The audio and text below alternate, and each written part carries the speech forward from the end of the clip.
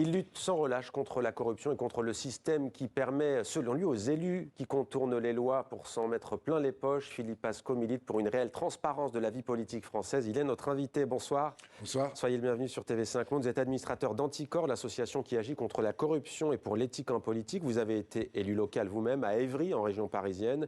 Et vous êtes l'auteur du livre Pilleurs d'État. C'est aux éditions Max Milo. On commence par la condamnation de Marine Le Pen à 4 ans de prison, dont 2 fermes sous bracelet électronique, et à 5 ans d'inéligibilité pour détournement de fonds publics par le Rassemblement national. Plus de 4 millions de préjudices selon les magistrats pour le Parlement européen.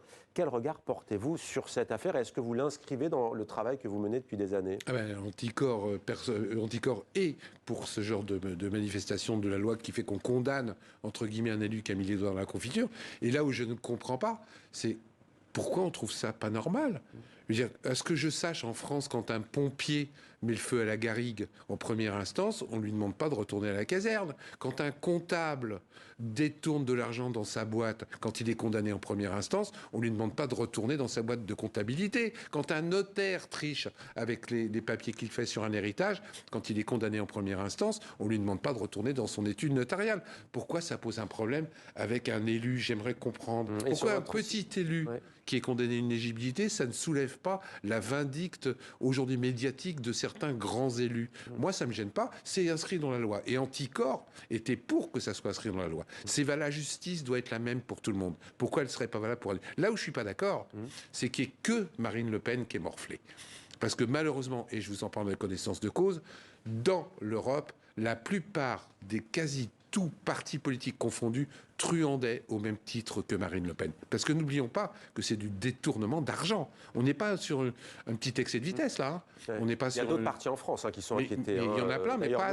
Notamment François Bayrou, le Premier ministre actuel, et Jean-Luc Mélenchon de la France Insoumise. Tous les partis politiques ont truandé à l'Europe avec leurs assistants parlementaires. Alors justement, François Bayrou, Premier ministre, toujours sous le coup de poursuite pour détournement de fonds publics, a dit une réflexion doit être conduite à propos de l'exécution provisoire. Rappelons qu'il a été relaxé, mais que le parquet financier a fait appel. Le député Éric Ciotti, lui aussi fait l'objet d'une enquête pour le même délit, va déposer une proposition de loi pour juste supprimer la mesure d'exécution. Est-ce que ça vous choque? Complètement.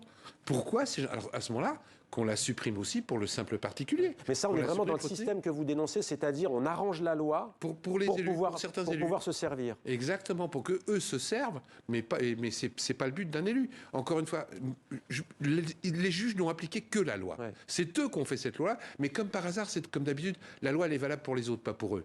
Dès que ça commence à les toucher, ça sent pas bon. Par contre, je relis les déclarations de ces braves gens qui aujourd'hui hurlent aux juges qui sont politisés, etc.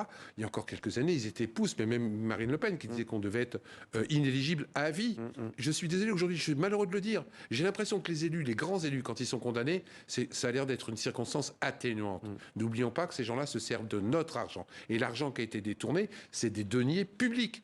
Moi, je vois aucune honte à ce que ces gens-là soient inéligibles. Vous disiez, il n'y a pas que les partis politiques français s'agissant du Parlement européen. J'aimerais quand même vous entendre un mot sur Nicolas Sarkozy. L'affaire est bien différente. Parti national financier a réclamé la semaine dernière 7 ans de prison contre l'ancien président.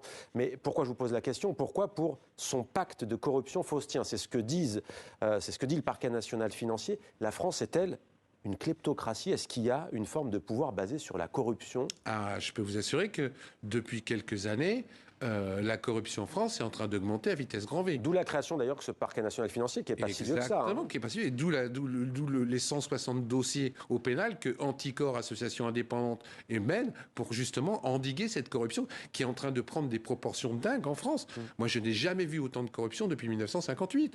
Je veux dire, je cite des chiffres qui sont majeurs. Sous le gouvernement de M. Hollande, j'avais référencé moi-même, et je l'ai mis dans mes livres, 30% des ministres de Hollande qui avaient eu affaire à la justice et au fisc. Avec le gouvernement Macron, j'en suis aujourd'hui à 60%. Le double. Alors qu'on ne s'y méprenne pas, pilleurs d'État, ce n'est pas seulement justement le fait de violer la loi, ce sont aussi les salaires exorbitants, les exonérations d'impôts, les retraites douillettes, les cumuls, les emplois fictifs. C'est la totale. Pourquoi la France est-elle aussi différente que ses voisins, par exemple le nordique, où il y a une contribution? Parce qu'on parle aussi de se serrer la ceinture, souvent en France. On parle de nous serrer la ceinture. Attention, confondons pas. Eux se serrent pas la ceinture. Et les lois, malheureusement, sont de plus en plus faites pour exonérer ces gens-là des mésactions qu'ils font. Et Et moi, je deviens fou parce que le petit, lui, il morfle. Le petit, quand il met les doigts dans la confiture, le petit chef d'entreprise, quand il est condamné parce que malheureusement, il a fait une facture à un restaurant où il n'a pas mis ça, lui, il est accusé d'abus de confiance, etc. Lui, il prend cher. Là, on parlait des personnalités très en vue, mais selon les estimations de l'Observatoire de la SMACL, 2300 élus locaux ont été poursuivis ou seront poursuivis en 2020-2025, hausse de 15%. Et le taux moyen de condamnation, c'est 37,7%. Voilà donc ce que nous dit cette étude qui travaille sur les élus locaux. Alors, vous dites pas tous pourris. Voilà, il faut bien la plupart des élus locaux sont exemplaires, hein, ça il faut bien le rappeler. Il faut bien préciser, tous les élus en France ne sont pas pourris. Ouais. Par contre, et souvent très appréciés d'ailleurs de leurs administrés. Exactement. Par contre, excusez-moi le geste que je vais faire, plus on remonte en haut de la pyramide, et ceci n'est pas un geste maçonnique, plus on remonte en haut de la pyramide, plus il y a de l'argent, plus il y a de la corruption. C'est-à-dire que dans les conseils départementaux, il y en a plus que dans les mairies. C'est ça, et puis on remonte. Et c'est normal, une campagne présidentielle, ça coûte 50 millions d'euros. Et qu'on ne me dise pas que c'est pas vrai. Il y a un type qui s'appelle Sarkozy qui s'est fait gauler. Vous les avez, les 50 milliards d'euros 50 millions, pardon. Moi, je les ai pas.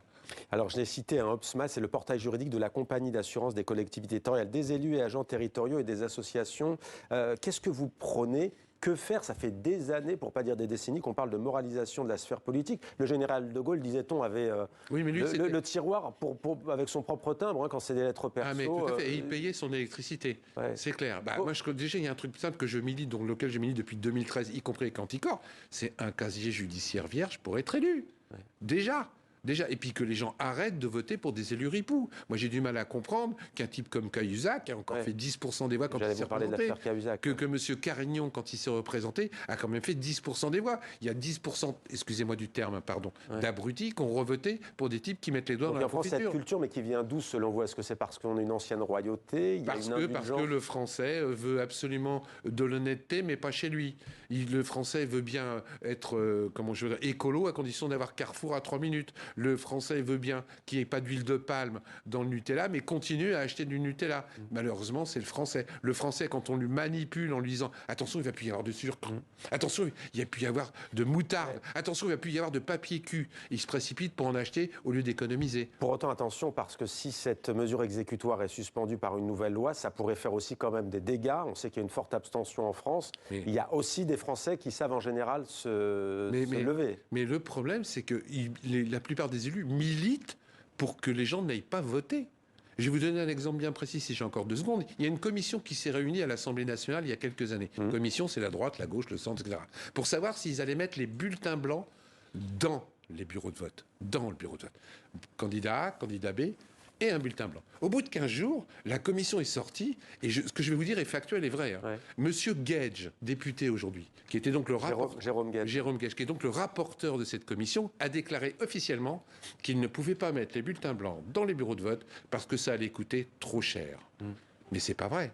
Ils se sont rendus compte que s'ils mettaient les bulletins blancs dans les bureaux de vote, les gens allaient s'en servir et ça allait exploser. Et c'est pour ça qu'ils ne le font pas. Et c'est pour ça qu'aujourd'hui, ils ne veulent pas que les gens aillent voter, même s'ils disent le contraire. Aujourd'hui, ils ne veulent pas qu'il y ait un casier judiciaire vierge pour être élu, même s'ils disent le contraire. Aujourd'hui, la plupart des politiques se servent dans la gamelle de la démocratie. Merci beaucoup Philippe Pasco. Je rappelle d'ailleurs, on ne l'a pas dit, qu'Anticor s'était vu retirer son agrément et qu'elle l'a, pendant 15 mois, faute, 15 mois, et que vous l'avez retrouvé il y a quelques mois. Oui, grâce à M. Attal. Juste avant qu'il quitte Matignon. Oui, il a voulu faire une petite gentillesse à son président et il a signé le décret pour qu'on retrouve notre agrément. Anticor, donc, association qui lutte depuis des années contre la corruption notamment. Merci beaucoup Philippe Pasco d'être venu sur notre plateau.